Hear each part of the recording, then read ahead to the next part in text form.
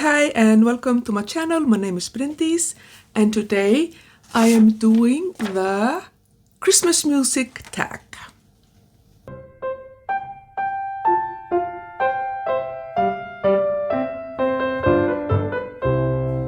So the Christmas music tag was created by Reney at Beyond Books and Daniela at Uncommon Reader.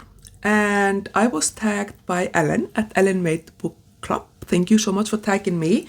So this tag is based on songs, carols and hymns that celebrate the Christmas season. But also it says here that you do not have to be familiar with the music to do the tag. I think I actually know all of these songs. I'm Christmas girly. Anyway, so we have 9 prompts, and let's get to them. Prompt number 1, Joy to the World. A book that brings you so much joy, you wish the whole world would read it. Thankfully, I could have had like 50 books here or even more. I have a lot of favorite books, a lot of books that I really enjoy and that I really wish everybody would read and get the same amount of joy from that I do. But because it's me and it's December and I'm in the middle of my little Tolkien project, I'm gonna talk about the Lord of the Rings trilogy. And actually I'm specifically going to talk about the Lord of the Rings trilogy narrated by Andy Serkis. So if you are not an audiobook type of person, you should give the Andy Serkis narration a try, because it might convert you into an audiobook person. He does it. It is absolutely perfection. It is 100%. If he was a student of mine, he would be getting a 10. 100% outstanding. He would be getting like a reward, an award, whatever you call it. Put on a dean's list. He would be the best because his narration is so good. It is absolutely fantastic. The characters in here are, for the most part, just so good. The relationship between different pairs or groups of people, the story. I could make endless videos about these books. They are just so good. Please give them a try if you haven't done so already. They are one of the literature that I've read in my life that it just brings me the most amount of joy and comfort and just contentment, because it's just so good. Prompt number 2, Let It Snow. A book that takes place in a snowy, cold environment. I realized actually that lately I haven't been reading a lot of books that take place in snowy, cold environments. I think that I live in a snowy, cold environment. I don't need to be reading about it. The book that I want to talk about here is Burial Rites by Hannah Kent. So this book takes place in Iceland in the middle of the 19th century. It's about a woman who committed murder and was sentenced to death. The last person to be executed in Iceland in 1830, I think. And there is, especially in the beginning, there are a couple of scenes where Agnes, the main character, is being held prisoner in this place because they're waiting for the king of Denmark, because Iceland was a colony at that time, to stamp confirm the death sentence. So she's been kept. There wasn't a prison in Iceland in the 19th century, so she was being kept with some people. And she was being kept in really bad conditions in the beginning of the book, and she was so cold. Windy cold, which is Iceland, is like on a different level as well. And here there was windy cold. Like the wind was coming through the walls, and like nothing she could do kept her warm. And Hannah Kent is Australian. Now I would say that I'm quite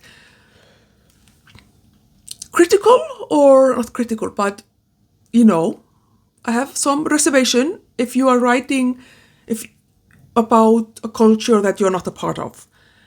But she lived in Iceland for a few years, I think, and she did such a good job of really familiarizing herself, not only with the climate, but also with like the culture and the language and things in Iceland that are just very Icelandic, and that you notice when they are not done right.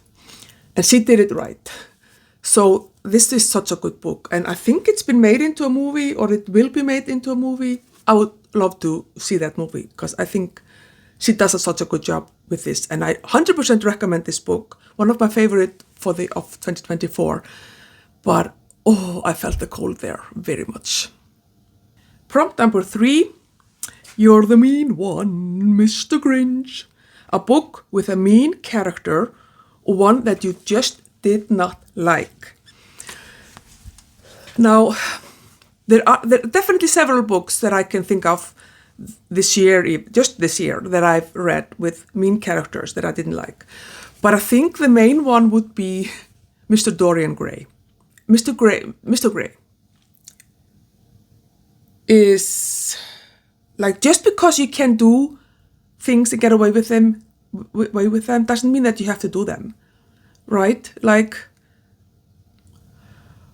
and I read this for the second time this year, because first time I read it, I enjoyed it. This time I did not enjoy it as much, and I just did not like Mr. Gray. I did not like Dorian. He was just so unlikable, and I need to read this book again and try to get over that.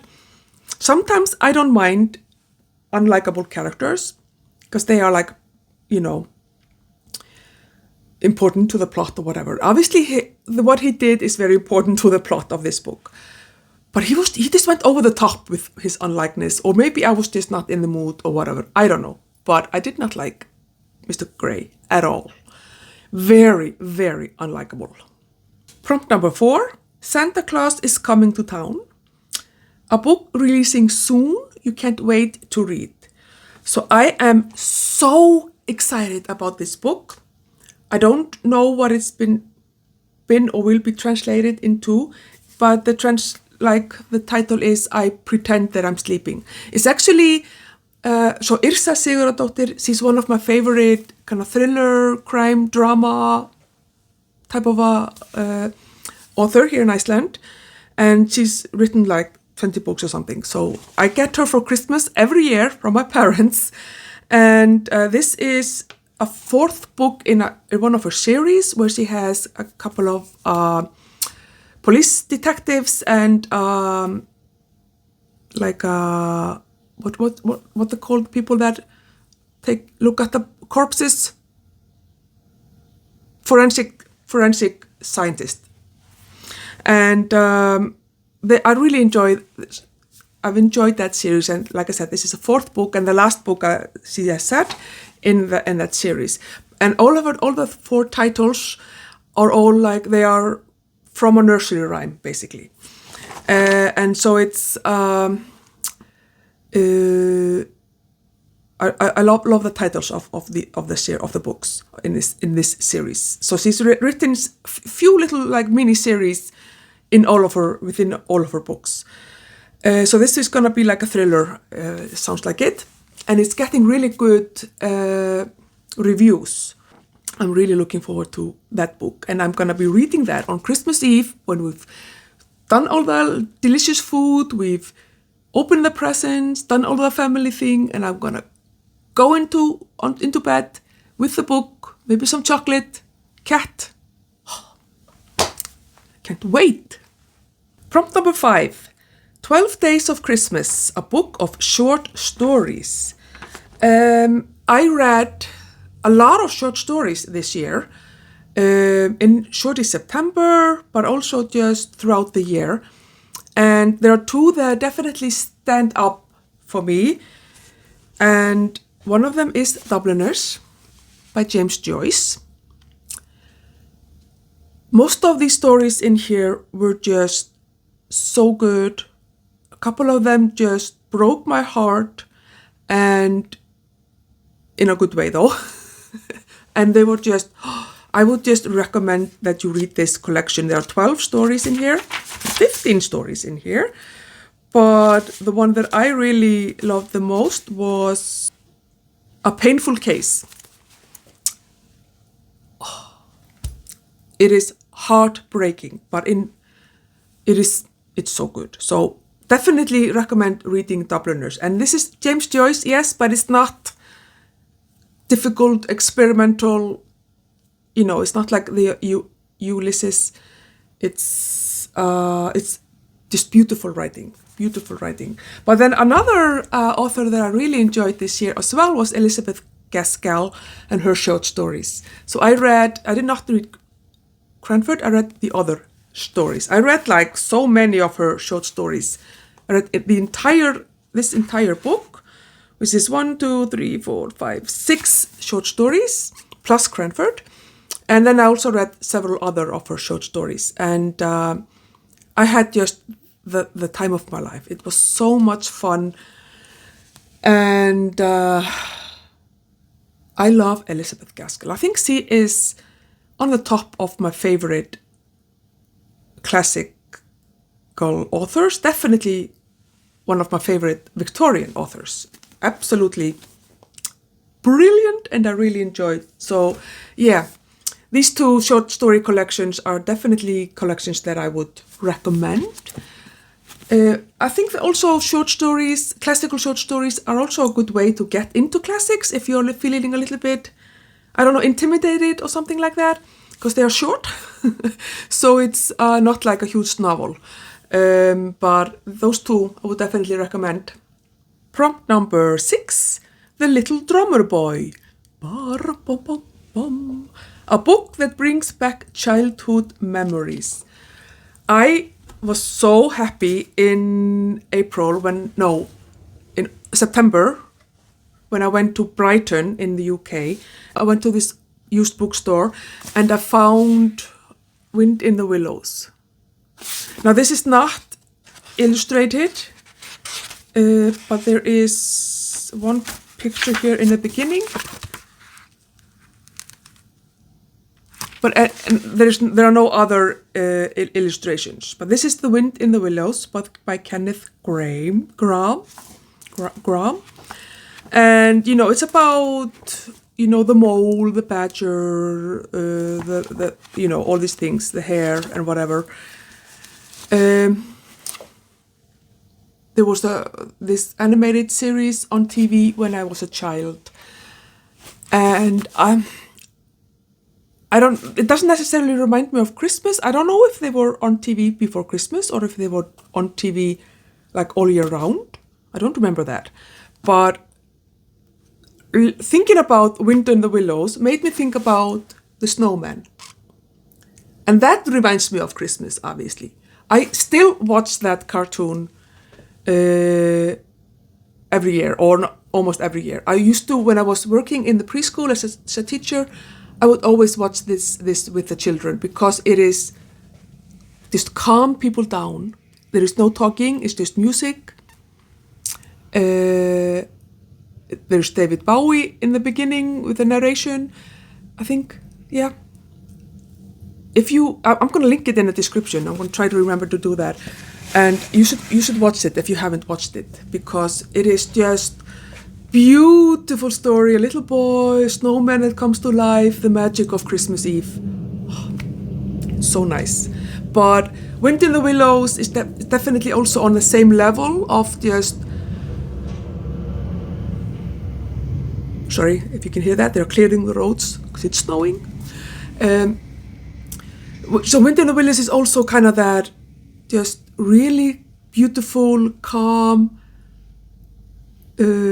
cartoon, illustrated children's book, TV type of a thing that is just, I don't know, it's a sigh of, like a deep sigh, because it's just so relaxing and lovely and it's wonderful. Definitely check out both of those things, because you really should. Prompt number 7, Deck the Halls, a book that has a party scene or takes place over a holiday. So obviously I could talk about The Lord of the Rings, because wherever Merry and Pippin are, they would almost always try to make a party, because that's what they do. Woohoo! But I'm gonna talk about this book actually, Poirot's Christmas. So here we have Poirot, who goes to spend Christmas with a friend. Then there is a country house with a family. A Spanish girl comes to the country house hoping to have English Christmas. There is a murder. Things happen. It's really enjoyable. I really love that Spanish girl or woman who was, I really want the Christmas, but all I got was, no, I really wanted an English Christmas, but all I got was a murder. And there are just some like fun scenes with Poirot and his kind of his kind of commentary on the English Christmas and stuff like that. It's a good murder mystery, and if you want to read something that takes place at Christmas, this one is definitely a worthwhile read for sure. And then we have prompt number 8, Frosty the Snowman, a book with a character who is cold or calculating.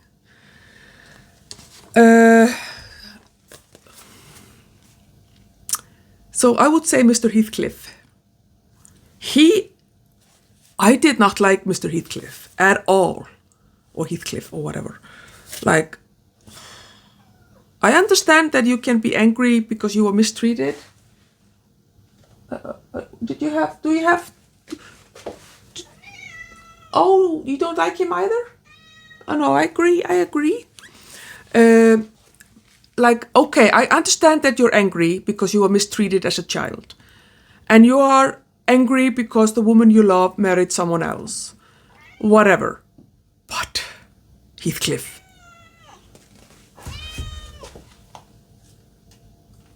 I kind of agree. I know we shouldn't be talking about mean people. I know. What do you want? I think she just wanted to say hi.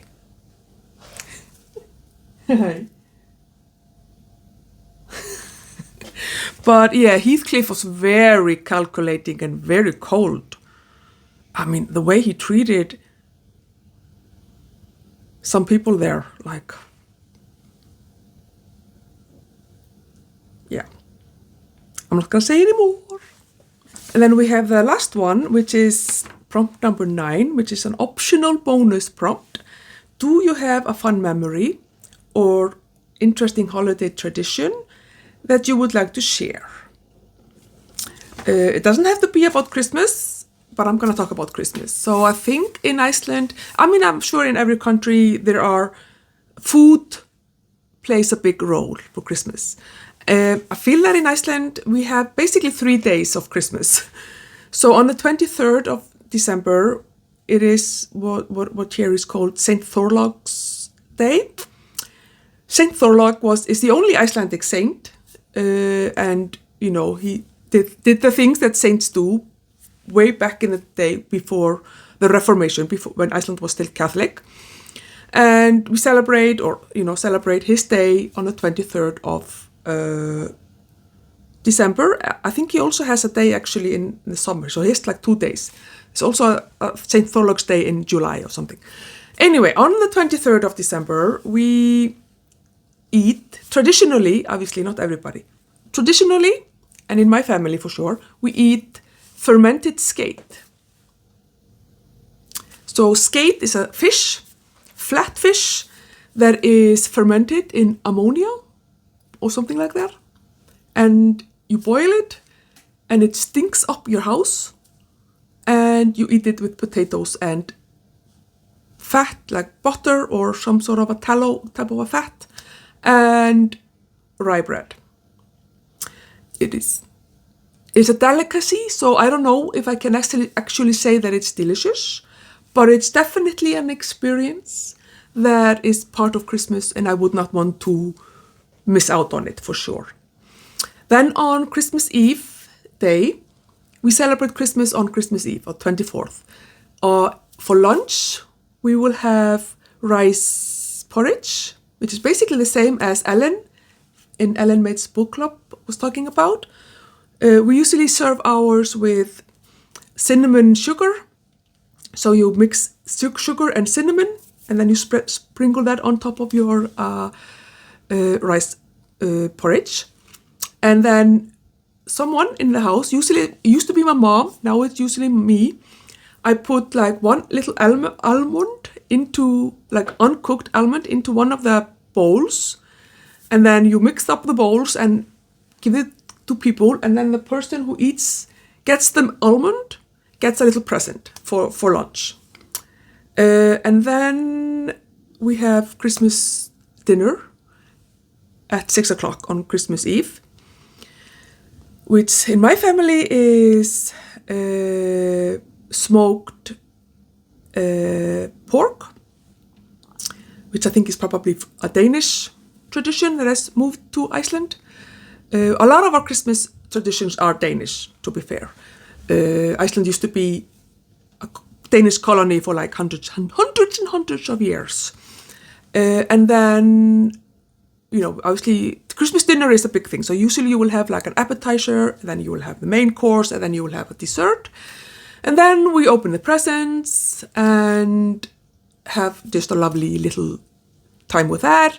And then we just watch TV or usually read throughout the night. On Christmas Day, people usually just sleep in. And then in my family, we would usually have like a little cake party at around 3 o'clock in the afternoon, where we would eat cakes. My mom would make cakes and would have hot chocolate, homemade hot chocolate. And then we have smoked lamb for dinner. And that's kind of very set in stone. In my family, you don't change things. Like my dad, my mom, you don't change things. So we just keep things as they are. And that's kind of the food part of, food is very, very, very important. Oh, yeah, I know food is so important, Emma, I know. And another thing that we have that is, I think one thing that we have in Iceland that is probably very unique is that we have the Yule lads, the 13 Yule lads, who are kind of our version of Santa Claus, but obviously not. There are 13 of them. They are trolls. They're not gnomes like in Scandinavia, but there are 13 of them, and the first one comes to town on the eve of the 12th of December, and then they come to town like on every day. And children put a little their shoes into the window, and then through magic, the Yule lad will put a gift into that shoe. And so children get like 13 tiny little gifts before Christmas. And then 13 days after Christmas, they leave. So Christmas here is basically from the 12th of December until the 6th of January. And so those are I think that's pretty unique to Iceland, the Yule lads. But, and they used to be very mean. They would steal candles, they would steal food, they would, do stuff like that. Their mom, Grilla, eats naughty children. They have a cat, the Yule cat, that eats people who don't get any clothing for Christmas. And the dad is basically just a deadbeat dad. Very nice people. But yeah, otherwise, I mean, Christmas is a family thing, and it's just a lovely, lovely holiday. For me, Christmas is a cultural holiday. I'm an atheist, so I don't do do Christmas because of it's been Jesus' birthday. Obviously, Jesus was born in September, I think it's been well established. But it's a festival of lights. It's celebrating the fact that we are past winter solstice and that we're finally starting to get longer days, which in Iceland, when you live in the north, is a huge thing because it's so dark here. So just knowing that the days are starting to get a little bit longer and longer is just so important and so lovely and fantastic. But Christmas is basically, like I said, is all about the food. So that's that. I'm not gonna tag anyone because this video is gonna be published on the 20th of December. So it's gonna be a little bit of a tight squeeze for people to finish before Christmas. And I think this is a tag that is most fun to do before Christmas. But if you haven't done it and you want to do it, go ahead. I would love to see your video. Just let me know. And tell me about your Christmas traditions if you celebrate. And have a happy Christmas, Merry Christmas, God jul, all other things, glädjelig jul. And I will see you in my next one. Ciao!